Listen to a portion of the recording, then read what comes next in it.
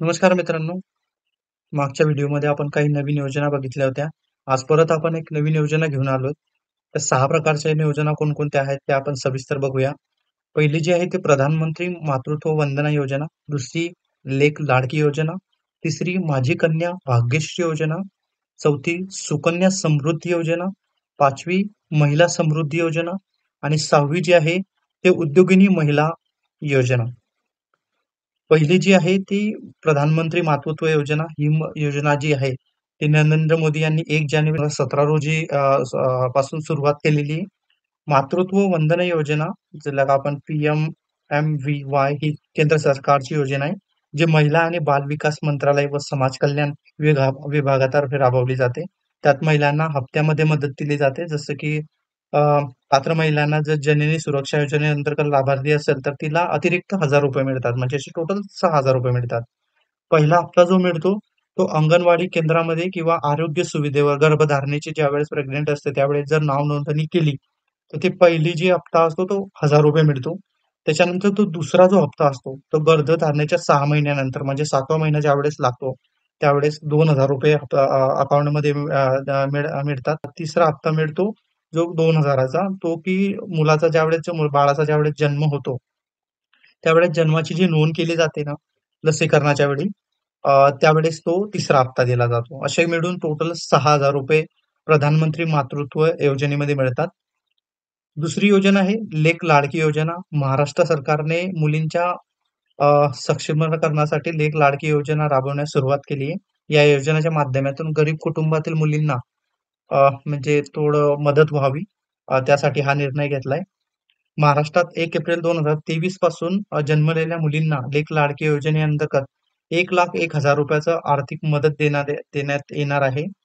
या योजनेच्या माध्यमातून राज्यात मुलींच्या जन्मास प्रोत्साहन देऊन मुलींचा जन्मदर वाढवणे, मुलींच्या शिक्षणास चालना देणे, मुलींचा मृत्यूदर कमी करणे, तसेच बालविवाह रोखणे, कुपोषण कमी करणे, शाळाबाह्य मुलींचे प्रमाण जे असेल ते शून्यावर आणण्यासाठी प्रोत्साहन करणे यासाठी आहे. मुलीच्या सक्षमीकरणासाठी लेक लाडकी ही योजना राज्यात सुरू करण्यात आली आहे. एप्रिल 2023 नंतर कुठल्या कुटुंबात जन्म झाला असेल, तर त्यांना ₹1,01,000 ची मदत ही सरकारकडून देण्यात येईल. तिसरी माझी कन्या भाग्यश्री योजना. ही जी योजना आहे ती माझी कन्या भाग्यश्री योजनेचा जो लाभ घेण्यासाठी महाराष्ट्राचा जो व्यक्ती आहे तो कायमस्वरूपी असला पाहिजे. दुसरी गोष्ट या योजनेअंतर्गत आई आणि मुलीच्या नावाने बँकेत संयुक्त खाते उघडले गेले पाहिजे. यावर ₹1,00,000 चा अपघात विमा आणि ₹5,000 चा ओव्हरड्राफ्ट उपलब्ध असतो. स्पेशली इथे खूप महत्त्वाची अपडेट आहे, की मुलीच्या जन्मानंतर पालकांना नसबंदी करून द्यायची असेल, तर त्यांना ₹50,000 मिळतील. त्याचबरोबर 2 मुलीच्या जन्मानंतर नसबंदी जर केली, तर दोन्ही मुलीच्या नावावर ₹25,000 दिले जातात. माझी कन्या भाग्यश्री योजनेअंतर्गत मिळालेले पैसे मुलीच्या शिक्षणासाठी तुम्हाला वापरता येतील. या योजनेचा लाभ घेण्यासाठी आधार कार्ड, बँक खातं, बँकेचं पासबुक, मोबाईल नंबर, पासपोर्ट आकाराचा फोटो, रहिवासी पुरावा असे जे डॉक्युमेंट्स आहेत, ते तुम्हाला लागतील. यासोबत उत्पन्नाचा दाखलाही आवश्यक आहे. तिसरे अपत्य असले तरी या योजनेअंतर्गत फक्त 2 मुलीच्या नावाने लाभ घेता येतो. जी चौथी योजना आहे आपल्याकडे ती सुकन्या समृद्धी योजना. सुकन्या समृद्धी योजनेचा उद्देश मुलींना शैक्षणिक क्षेत्रात पुढे करून त्यांच्या लग्नात कुठलीच कमतरता येऊ नये, त्यासाठी ही योजना सुरू केलेली आहे. या योजनेमार्फत कमी म्हणजे कमी उत्पन्नाचे जे परिवारातल्या मुली जे असतील, त्यांच्या शिक्षणास आणि लग्नासाठी लागणाऱ्या खर्चासाठी उपयोगी पडू शकते. ते आपल्या मुलीच्या नावाने कमीत कमी ₹250 बँक खाते उघडू शकतात. त्याचे काही नियम आणि अटी दिलेले आहेत त्यांनी. या योजनेत मुलीच्या जन्मापासून ते 10 वर्षाच्या होईपर्यंत मुलीच्या नावावर हे खातं उघडता येतं. मुलीचे वय 18 वर्ष पूर्ण झाल्यावर जमा रक्कम जी असेल, ती 50% आपल्याला काढता येते आणि मुलीचं वय ज्यावेळेस 21 वर्ष कंप्लीट होईल, त्यावेळेस ते पूर्ण जी रक्कम असेल, ती आपल्याला काढता येईल. याची एक अट आहे, की ही जमा रक्कम मुलीच्या 21व्या वर्षाच्या नंतर ते संपूर्ण जे आहे ते 100% जी अमाउंट असेल ते काढता येईल. नवे खाते उघडण्यासाठी खातेधारकाचे नाव द्यावे लागणार. त्यामुळे कोणीही आपल्या मुलीच्या खात्यात पैसे जमा करू शकतो. कमीत कमी ₹250 हे खाते उघडू शकता. ही केंद्र शासनातर्फे राबवली जाणारी एक स्कीम आहे, जी बचत योजना आहे. 5वी महिला समृद्धी योजना. महिला समृद्धी योजनेचे उद्दिष्ट म्हणजे सामाजिक आणि आर्थिक अडथळ्यांना तोंड देत असलेल्या वंचित महिलांसाठी स्वावलंब आणि उपजीविकेच्या साधनांना प्रोत्साहन देणे असं आहे. महिला समृद्धी योजना जी आहे, ती त्याचे काही वैशिष्ट्य त्यांनी दिले. मागासवर्गीय जी महिला असेल, ते दारिद्र्य रेषेखालील ग्रामीण भागातली पाहिजे. पण महिला ज्या असतात 10 ते 20 महिलांचा सदस्यांचा एक गट तयार केला पाहिजे. बचत गटांनी कर्ज वापरण्यासाठी बचतीच्या सवयी दाखवल्या पाहिजेत.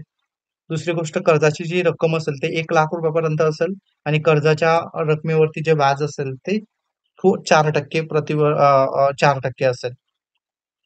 4 वर्षापर्यंतची असेल ते परतफेड असेल. महिला समृद्धी योजना जी आहे, ती राबवली जाते. लहान छोटी दुकानं झाले, भाजीपाल्याचा बिझनेस झाला, भरतकाम झाले, हस्तकला करणे.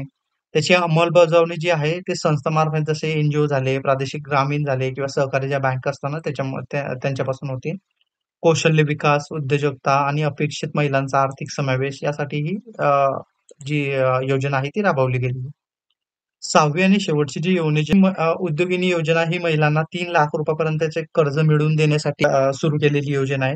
तिच्यात म्हणजे 80 प्लस प्रकारचे जे उद्योग आहेत, छोटे-मोठे व्यवसाय ते करण्यासाठी आर्थिकदृष्ट्या स्थिर होण्यासाठी केंद्र सरकारने सुरू केलेली ही योजना आहे. उद्योगिनी ही महिलांना ₹3,00,000 पर्यंत कर्ज मिळवून देण्यासाठी केंद्र शासनाने सुरू केलेली आहे. परत ही कर्ज योजना म्हणजे लहान जे उद्योग असतील, ते स्थापन करून स्वावलंबाकडे वाटचाल करणाऱ्या महिलांसाठी आहे. 80 प्लस प्रकारचे जे उद्योग असतील, छोटे-मोठे बिझनेस असेल, या योजनेअंतर्गत येतात. उद्योगिनी ही अशी योजना आहे, जी महिलांना उद्योजक, व्यावसायिक म्हणून स्वतःच्या पायावर उभं राहायला मदत करते. सर्वात प्रथम ही योजना कर्नाटक सरकारने सुरू केली होती. त्यानंतर केंद्र सरकारने देशभरात याची अंमलबजावणी केली. केंद्र सरकारच्या महिला व बाल विकास मंत्रालयाकडून ही योजना राबवण्यात आलेली आहे. अर्जदार महिलेचे जे वार्षिक उत्पन्न असेल, ते ₹1,50,000 पेक्षा कमी असणे गरजेचे आहे. जी असतील, दिव्यांग असतील किंवा विधवा महिला असतील, त्यांच्यासाठी ही योजनेचे जे उत्पन्न मर्यादा असेल, ती नाहीये. त्यांना व्याजमुक्त म्हणजे जे बिनव्याजी कर्ज दिलं जाते. कुटुंबाच्या वार्षिक उत्पन्नानुसार 30% अनुदान त्यांना दिलं जातं. मित्रांनो, आशा करतो की यामध्ये बऱ्याचशा काही ज्या योजना आहेत त्या आपण कव्हर केल्या आहेत. तुम्हाला कुठल्याही योजनेची जर डिटेल्समध्ये माहिती पाहिजे असली, तर कमेंटमध्ये योजनेचं नाव टाइप करा आणि तुम्हाला कुठलं डिटेल्स पाहिजे ते तुम्ही सांगा. आपण त्याच्यावरती एक नवीन व्हिडिओ बनवू. आशा करतो मित्रांनो तुम्हाला थोडीफार माहिती मिळाली असेल. कृपया चॅनल सोबत जोडून राहा. स्वतःची काळजी घ्या आणि चॅनलला सबस्क्राईब नक्की करा. चला तर भेटूया आपण एक पुढच्या योजनेमध्ये. तोपर्यंत नमस्कार.